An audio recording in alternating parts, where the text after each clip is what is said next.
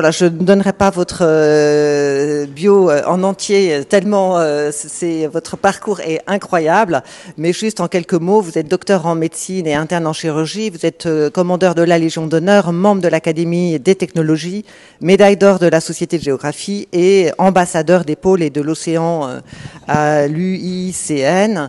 Et c'est un immense plaisir, tant en fait pour vous, ces débats, ces sujets que nous avons abordés aujourd'hui ont été votre combat quotidien. Et donc, après avoir entendu l'urgence, l'importance, je vais vous inviter à nous faire part, vous, de finalement vos convictions concernant ces sujets-là. Merci beaucoup.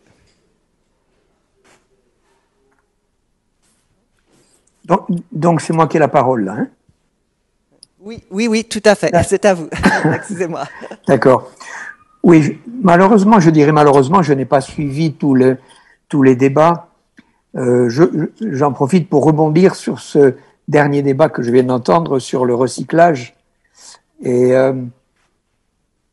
quand je fais des interventions auprès des entreprises, effectivement, tout le monde a une volonté de bien faire pour l'environnement, pour la nature. Et je dis tout le temps, il faut renouer avec l'écosystème Terre.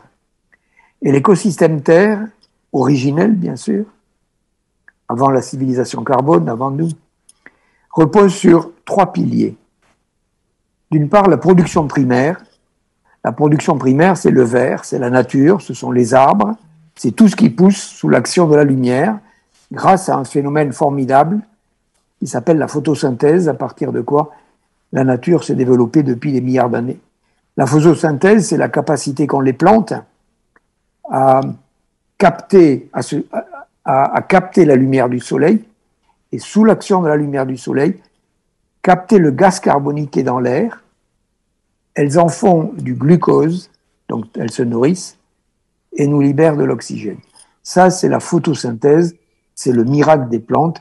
Les plantes, elles sont ce qu'on appelle autotrophes. Elles élisent domicile là où elles peuvent se nourrir et elles ne bougeront plus. Et donc, elles se nourrissent de ce que le sol lui donne, les sels minéraux, l'eau, ce que l'atmosphère lui donne, le gaz carbonique, dont avec la lumière, elle fait son glucose et elle nous libère l'oxygène. Ça, c'est la production primaire. Donc, tout ce qui est vert est absolument indispensable. C'est un élément régulateur de la composition de l'atmosphère. Là, je parle du vert à terre, hein, bien sûr, mais il y a la capacité des océans aussi, grâce à ce qu'on appelle le plancton, le phytoplancton, des herbes planctoniques.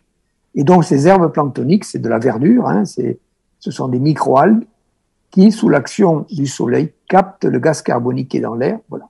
Donc, la nature, si vous voulez, elle assure la production primaire qui est le point de départ de toutes les vies sur Terre. Tout dépend de la production primaire. Ça, c'est le premier pilier de l'écosystème Terre originel. Le deuxième pilier, ce sont les consommateurs. Dans la nature, les consommateurs, ils sont végétariens ou ils sont carnivores, si vous voulez. Dans un système proie-prédateur, ils arrivent effectivement à se nourrir, à se déployer, à se développer. Ce sont les consommateurs. Et le troisième pilier, ce sont les recycleurs. Et la nature est parfaite, si vous voulez.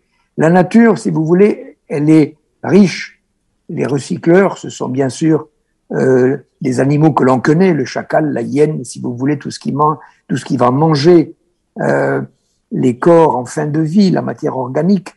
Mais surtout aussi, la nature, elle est faite d'une multitude de micro-organismes, de petits champignons, de bactéries, qui font un travail remarquable et qui transforment la matière organique des recycleurs, des consommateurs morts en matière minérale. Et cette matière minérale, elle va nourrir la production primaire. Donc, vous voyez, c'est ce qu'on appelle l'économie circulaire parfaite. Et donc, je rebondis effectivement sur ce que j'entendais là, le dernier intervenant, je trouve ça passionnant. Le recyclage, il m'arrive effectivement de parler de recyclage. J'en ai fait il y a pas longtemps au cours d'une d'une conférence que j'ai faite à l'école centrale, je parlais du recyclage. Et le recyclage dans la tête du public, ça reste les poubelles et quelque chose qui est effectivement un détritus, une fin de vie de quelque chose. En fait, ce qui est intéressant dans le recyclage, c'est d'en faire une matière qui va revenir dans l'écosystème. C'est ça qui est intéressant. Il faut limiter au maximum les culs-de-sac environnementaux, ce que vous avez évoqué précédemment, ces accumulations de déchets. Et tout le travail, je parlais avec les futurs ingénieurs, je leur disais, le recyclage, ce n'est pas qu'une question de retraiter les déchets, c'est aussi prévoir en amont des produits manufacturés qui vont être faits avec des substances, de la matière, qui va être capable, qu'on peut entièrement recycler pour en refaire, si vous voulez, une matière qui va servir à la production industrielle, voilà. Et donc, production industrielle, consommateur, voilà. Alors, l'écosystème terre originel, vous l'avez compris, il y a un équilibre des moyens, un équilibre des besoins. Équilibre des besoins, équilibre des moyens. On n'a jamais vu, si vous voulez, une mouette avoir un GPS ou des choses comme ça. Vous voyez ce que je veux dire? Ce qu'il y a dans la nature, c'est que les animaux, ils naissent avec et vivent toute leur vie avec le matériel acquis à la naissance. Il n'y a pas de production d'équipements particuliers. Voilà. Nous, donc l'écosystème Terre, vous l'avez compris, il y avait une stabilité et équilibre entre les moyens et les besoins, jusqu'à ce qu'arrive l'homme, nous, l'humanité. Et nous sommes des mutants surdoués. On est des mutants surdoués, si vous voulez, quoi. Et en plus, depuis un siècle et demi, les mutants surdoués que nous sommes, on a eu accès à quelque chose de formidable qui sont les fossiles, les énergies fossiles. Le pétrole, le gaz, d'abord le charbon, effectivement, avec lequel on a fait de l'énergie, avec lequel la pétrochimie permet de faire une multitude de produits, à la fois dans l'industrie, à la fois dans la pharmacie, etc. Donc, toute notre société s'est développée sur cet accès facile aux énergies fossiles, qui sont pas qu'encore une fois que des énergies, mais qui sont des produits qui permettent effectivement d'avoir des produits industriels extrêmement variés. Et nous arrivons effectivement, nous sommes sortis de l'économie circulaire, nous sommes entrés dans une économie hélicoïdale, on s'éloigne de plus en plus des capacités de la Terre à nous supporter. Et donc, le concept de renouer avec l'écosystème Terre, c'est que nous devons être vigilants à la fois dans la protection de la production primaire, parce que le gaz carbonique que l'on émet annexé, vous voyez, en 2019, nous avons émis 45 milliards de tonnes de CO2 dans l'atmosphère. 45 milliards de tonnes, vous voyez. Vous avez 45% qui restent dans l'atmosphère, bloqués, et qui s'accroît tous les ans, et qui accroît l'effet de serre. 25% est absorbé à terre par la production primaire, c'est-à-dire les végétaux, les plantes, et les bois, etc. Et 35% qui est absorbé par les océans. Et donc l'objectif, c'est d'arriver à cette neutralité carbone, parce que nous n'avons pas d'aspirateur à gaz carbonique. On n'a pas quelque chose qui fait que tout d'un coup on aspirerait ce gaz carbonique, on en referait du carbone qu'on utiliserait. Non, il n'y a que la nature qui peut recycler le gaz carbonique que l'on émet annexé.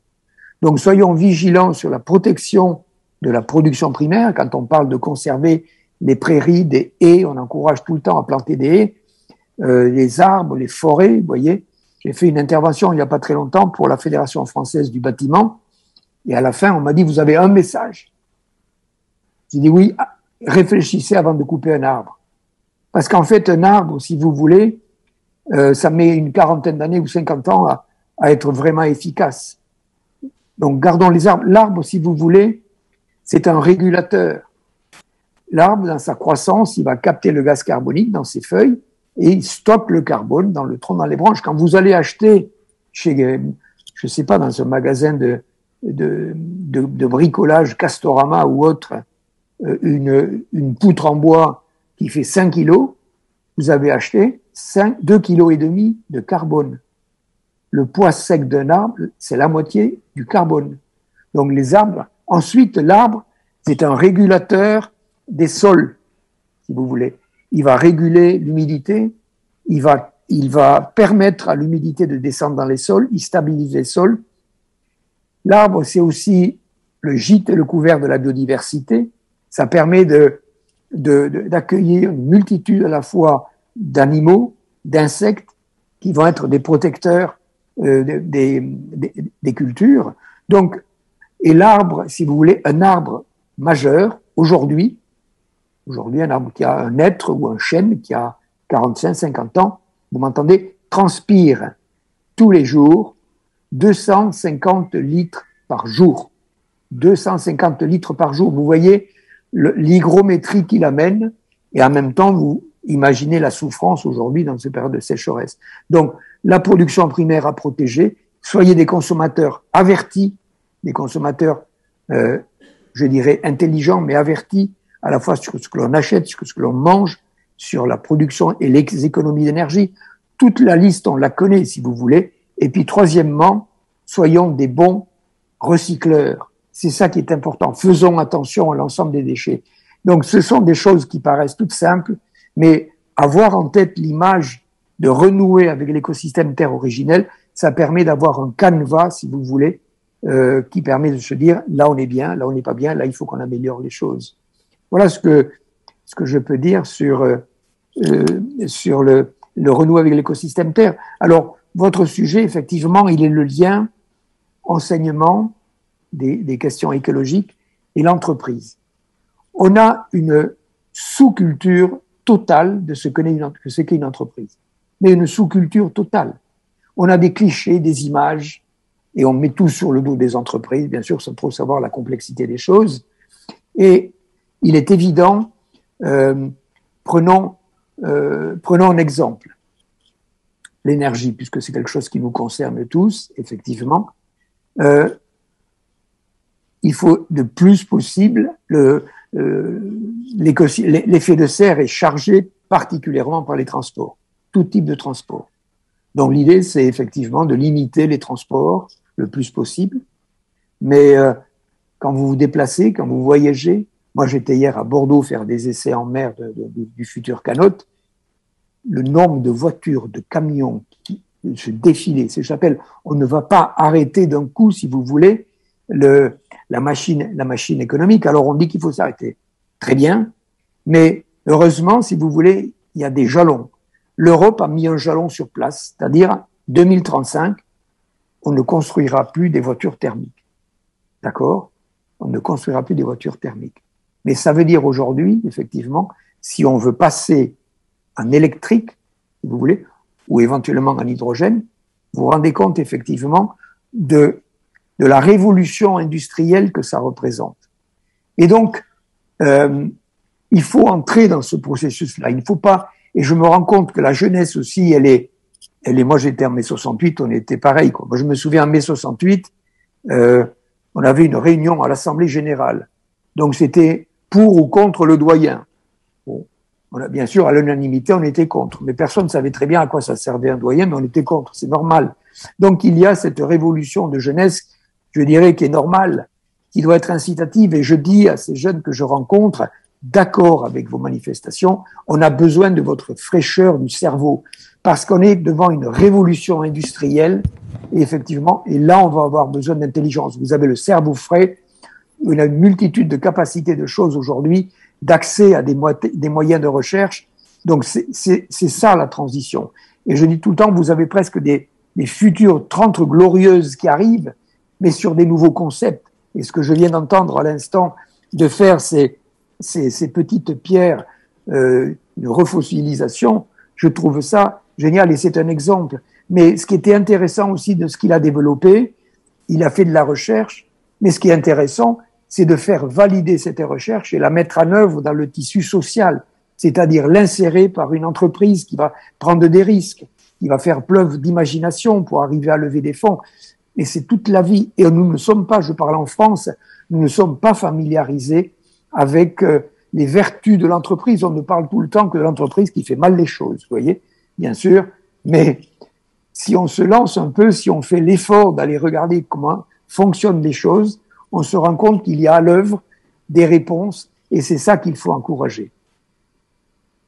Je ne sais pas le temps que j'ai, si quelqu'un... Là, j'ai l'impression d'être tout seul. Non, vous êtes au contraire suivi par des centaines de collègues et donc nous sommes bien avec vous. Effectivement, votre propos rejoint bien l'ADN de ces journées qui est de créer des ponts dans la mesure où effectivement les conséquences de cette transformation écologique sont systémiques. Et donc voilà, pour conclure ces entretiens, alors la dernière fois, vous avez dit de ne pas couper des arbres, mais quel serait votre message justement à cette jeunesse que nous avons aujourd'hui dans nos salles de classe et que nous devons former pour s'engager sur cette transformation écologique? Ben, il est évident que leur message est important. Leur message est émotionnel. Vous voyez, il est émotionnel, il est important. Il n'est pas construit que sur une émotion pure. On voit ce qui nous arrive à l'heure actuelle dans le réchauffement climatique, c'est une réalité. Moi, je travaille sur des projets sur l'océan. On voit comment les océans sont affectés à la fois par le réchauffement climatique, par une exploitation de ces richesses. Il est évident qu'il y a une régulation fondamentale qu'il faut faire. Mais la régulation, c'est le fruit d'une transformation intelligence. Il faut aller à l'intérieur du process. Vous voyez, vous l'avez mentionné, moi je suis à l'Académie des technologies. Alors moi j'ai une formation très pratique. Moi, j'ai été d'abord tourneur-fraiseur. Vous voyez, j'avais pas les notes pour entrer en 6e. Et donc, j'ai été une formation professionnelle. J'ai fait tourneur-fraiseur en formation. Et puis là, j'ai Madame Pujol, qui était ma prof de maths au CAP de tourneur-fraiseur, qui a dit, mais ce gars, il peut faire autre chose. Et donc, elle m'a orienté vers le bac technique, etc. Donc, j'ai une culture, moi, j'adore, moi, je suis un manuel, vous voyez. Donc, j'aime la construction. Et je suis à l'Académie des technologies. Et c'est intéressant à l'Académie des technologies, et je crois qu'on devrait davantage les faire intervenir, parce que c'est que, comme dans toutes les académies, ce sont des retraités, vous voyez, il faut avoir du temps pour passer à l'académie. Mais par contre, ce sont des gens qui ont dirigé des entreprises, qui ont une culture de ce qu'est l'entreprise. Ils sont souvent grands-pères, dont les enfants dont vous avez à l'école, ils ont un papy qui a été un de ces membres de l'Académie des technologies. Ils ont envie de protéger la jeunesse, en même temps ils les écoutent, et ce travail qu'ils font de pédagogie, de manière à ce que l'industrie, l'entreprise, l'entrepreneuriat soit quelque chose qui n'est pas un cul-de-sac vers des cul-de-sac environnementaux sans issue, mais au contraire qui sont des unités de structure vers un futur qui sera plus tolérable. Et vous voyez, j'étais avec comment ça s'appelle ça, des emballeurs, pas des emballeurs, qui agitent un peu là, influenceurs. Des influenceurs. Alors les influenceurs, c'est des stars, si vous voulez, ils ont l'habitude, ils font un peu le spectacle, ils sont un peu souvent extrêmement cassants, et donc ils nous encouragent dans certains comportements, mais il leur manque une unité, c'est-à-dire comment on fait le pas vers une amélioration, parce qu'on ne va pas se passer du jour au lendemain de se déplacer, c'est quelque chose, vous voyez. Et donc, ça va faire appel à de l'intelligence basée sur de la recherche. Là, effectivement, on veut passer aux voitures électriques. Dans les voitures électriques, quand vous parlez voitures électriques, les gens vous disent, oui, mais alors, il y a du lithium, du nickel, du cobalt, tout ça, il faut aller le chercher, ça pollue, etc. Oui, mais on a besoin de ça pour le moment, mais il y a des gens qui travaillent sur des batteries au sodium, qui font de la recherche sur des batteries au sodium. Le sodium, c'est le sel, hein, NaCl, il y en a partout, là. Et donc, ça marche bien. Il y a même des batteries au sodium qui sont recyclables, rechargeables plutôt, voilà, mais qui sont moins performantes. C'est un chemin de recherche, et c'est ça qui est intéressant. C'est faire des produits le plus possible biosourcés, et faire des produits qui ne soient plus dans des cul-de-sac écologiques, mais qui soient recyclables, et là aussi, on a besoin d'intelligence. Merci beaucoup. On retient votre proposition aussi de faire appel à l'Académie des technologies, d'autant plus que nous avons évoqué la nécessaire transmission justement dans les salles de classe entre ceux qui sont témoins, qui ont accumulé de l'expérience et les jeunes, Donc, vous tombez à propos et je retiens votre proposition. Merci beaucoup, Jean-Louis Etienne. Nous allons conclure cette journée qui a commencé tôt à 9 heures et nous donnons rendez-vous. Juste un petit mot. Oui. Entretien, enseignant entreprise. Je trouve ça absolument génial parce que je le répète, je le souligne, il y a une sous-culture de ce que c'est que l'entreprise. C'est trop stigmatisé. On ne sait pas toute la richesse qu'il y a dans les entreprises. Donc, bravo pour votre initiative. Merci beaucoup pour ce message qui nous va droit au cœur. Voilà, vous vous sentez peut-être seul, mais face à moi, j'ai voilà quelques collègues qui ont animé aujourd'hui des échanges, qui donc se sont engagés au cours de leurs vacances scolaires pour y consacrer de leur temps. Donc voilà, je sais que leur message les touche, ainsi que tous nos collègues qui ont aussi pris du temps sur la vacances scolaires pour nous suivre. Donc merci beaucoup, Jean-Louis Etienne, de vos convictions. Bonsoir à tout le monde. Merci beaucoup. Au revoir. Au revoir. Et donc, rendez-vous demain matin à 9 heures pour une autre très belle journée. Je vous remercie, ainsi que tous les intervenants, les professeurs modérateurs, les journalistes qui sont intervenus depuis ce matin. Merci beaucoup et belle soirée à vous.